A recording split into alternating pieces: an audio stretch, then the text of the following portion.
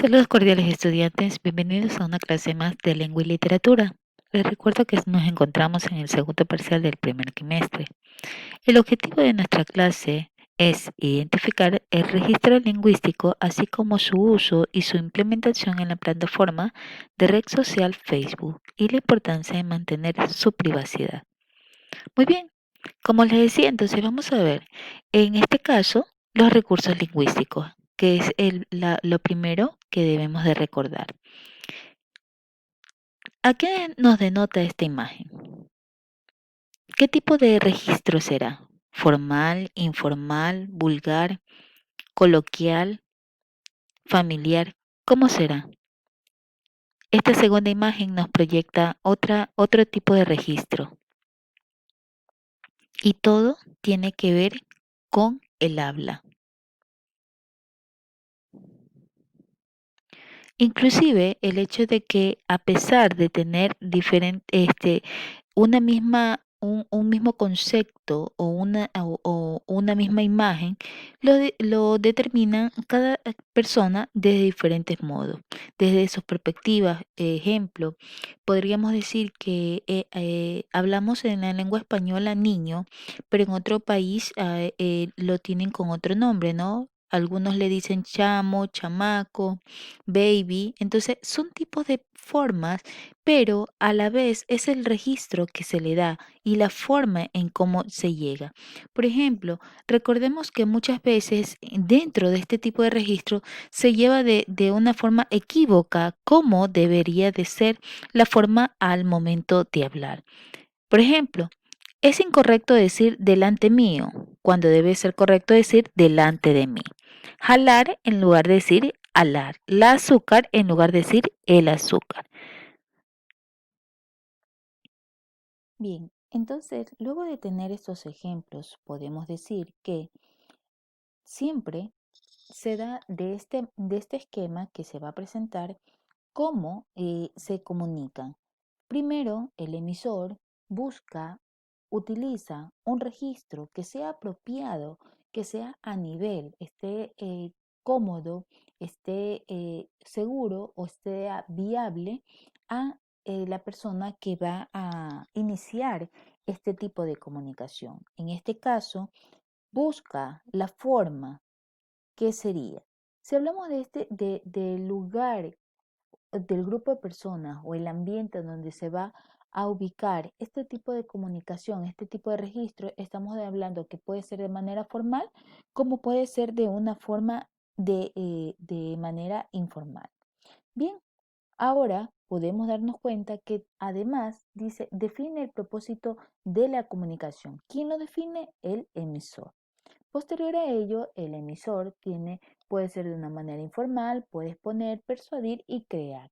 Pero siempre recuerden algo que el receptor, el emisor, es el que tiene claro cómo va a transmitir esa comunicación y siempre el receptor debe de tener clarificado qué es lo que quiere informar, qué es lo que quiere comunicar en este caso, el emisor. Bien, ahora recordemos los tipos de registros lingüísticos que hay, pero antes recordemos qué es un registro lingüístico. Se dice que se denomina a la variedad que ofrece la lengua y que cada emisor selecciona la finalidad de adaptarse a la situación comunicativa correspondiente. Recuerda, en las anteriores diapositivas hablábamos de que la imagen nos acentuaba, nos dirigía, nos direccionaba hacia qué tipo de registro lingüístico estábamos hablando.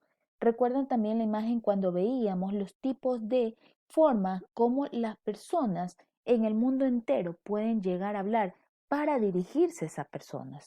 Bien, ahora recuerden algo que depende fundamentalmente de la relación de confianza que existe entre el emisor y el receptor.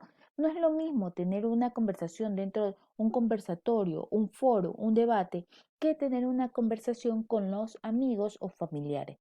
Por ello es que recuerde que es importante y es fundamental ese grado de confianza que usted puede llegar a tener. Recuerde que además siempre se utilizan en tercera persona cuando usted no tiene ningún tipo de en sí de una comunicación o podríamos decir de un tipo de afinidad, de pronto de conocerse o de familiaridad en este caso. Entonces, en esos momentos es donde se utiliza en tercera persona, ¿no?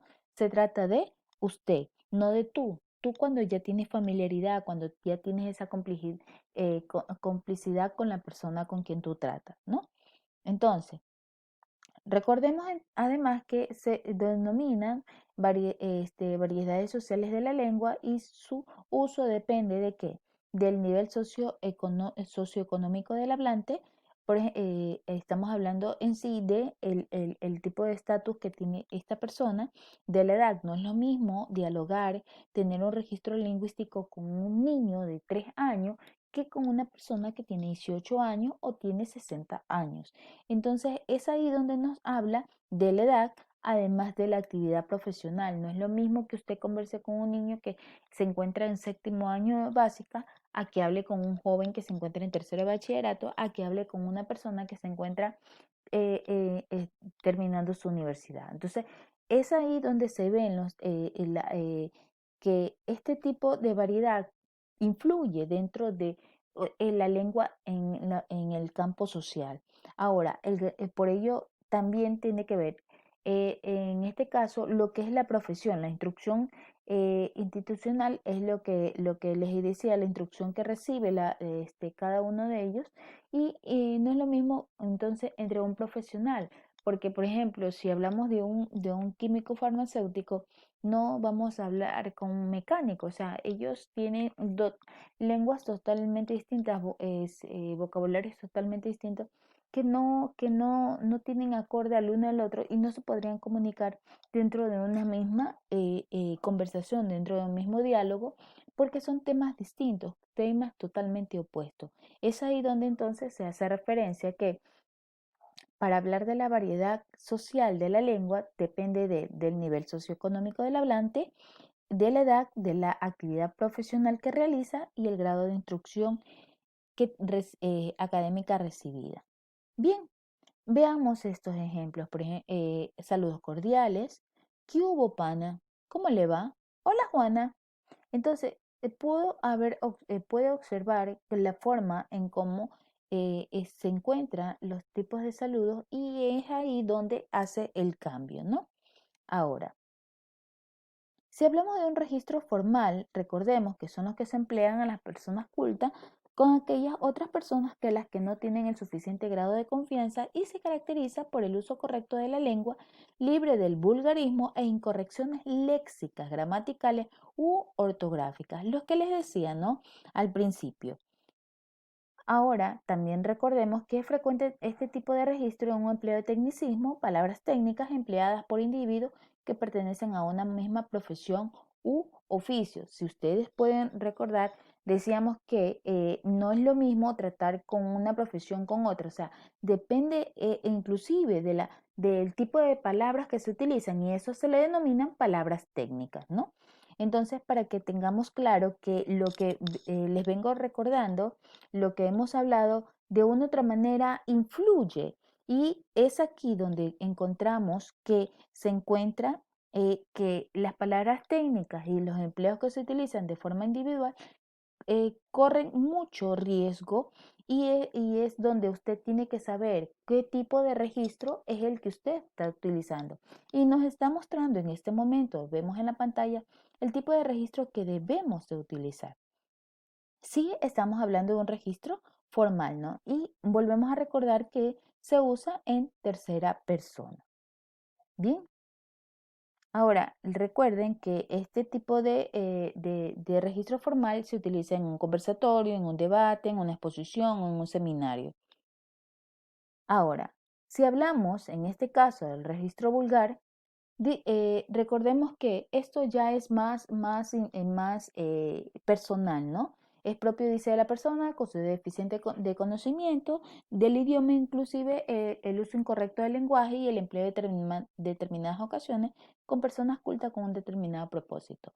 Es ahí donde usted puede observar que es la forma en que usted de pronto no tiene el mismo léxico, la amplitud del léxico para tratar con otras personas. Y es ahí donde, dependiendo del lugar donde se encuentre, es que se da esto del registro vulgar. Ahora, en el registro familiar o también denominado coloquial, tenemos que es el empleo de las personas cultas en un ambiente distinto de la familia o entre amigos, algo más informal, ¿no? Pero mantienen qué, que son unas personas cultas, que quiere decir que mantienen un registro, ¿no? Ahora dice, dentro de este registro familiar o coloquial tenemos una pronunciación relajada, la importancia del lenguaje corporal, el uso de hipócritos, que en este caso estamos hablando de que, por ejemplo, a, a Juan le decimos a Juana le decimos Juanita, a Leonardo le decimos Leo, y es el acortamiento y de los nombres de las personas a la cual usted está entablando un diálogo, ¿no? El uso de las muletillas, el hecho de que usted repite y repita constantemente en mismo párrafo un nombre, ¿no? Los acortamientos léxicos, lo que les indicaba hace poco, y los refranes o frases hechas que utilizan en el momento del diálogo. En algún momento usted tiene que haber utilizado este tipo de características dentro de su registro familiar o coloquial, ¿no?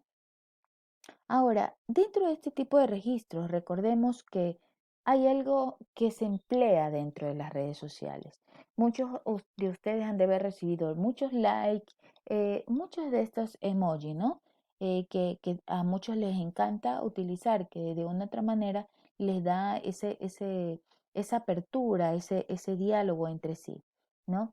Ahora, recordemos algo, que en este caso nosotros sabemos qué tipo de registro lingüístico utilizamos dentro de las redes sociales, pero hoy vamos a recordar un poco que la privacidad en las redes sociales es, en este caso específicamente en la red social Facebook, es netamente su absoluta responsabilidad.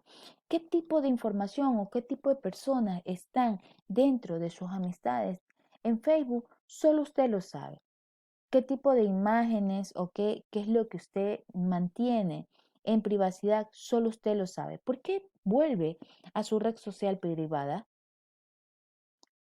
Es una incógnita que muchas veces no sabemos comprender o no sabemos decir por qué lo haríamos. Algunos de ustedes cuando conversábamos tenían bien claro que esta red social es importante mantenerla privada para cuidar su integridad. En mi caso personal, siempre he pensado que las redes sociales deben de ser, en este caso Facebook, debe de ser privado, porque es usted el que cuida su integridad. Usted se vuelve comunicador y siempre se los he recordado, estudiantes. Usted se vuelve comunicador al momento que usted comparte alguna historia, algún mensaje dentro de su red social.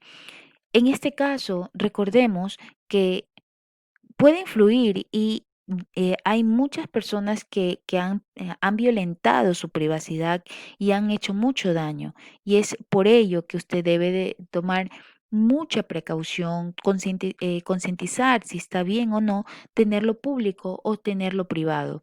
Recuerden que si usted se ubica en la parte superior de su Facebook, tiene unos iconos que le permiten volverlo privado, si usted lo desea así. Esto ya es una cuestión de usted, una decisión absoluta, donde vemos qué tipo de comunicación pretendemos tener dentro de nuestra red social, por qué comunicamos algo, qué es lo que queremos hacer. Queremos publicar todas las fotos familiares, o sea, que no haya privacidad, o queremos comunicar a través de mensajes motivadores, reflexivos.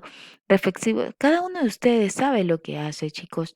Es una elección completamente suya. Por lo tanto, el tener una red social como Facebook no le hace daño. Es una cuestión de decisiones, nada más. A quien le aprecia y le gusta tener esta red social, pues es solamente de usted, ¿no? Nunca dice comuniques tus datos personales dentro de los consejos. Admite únicamente solicitud de amistad de personas que no conoces. O sea, no permitas que cualquier persona ingrese. Resguarda tu contraseña, personaliza la privacidad de tu Facebook. Además, limita la privacidad de las fotos que subes, que no todo el mundo vea tu foto. Configura asegura tu privacidad en la bibliografía y no permitas que te etiqueten en fotos, ¿ok?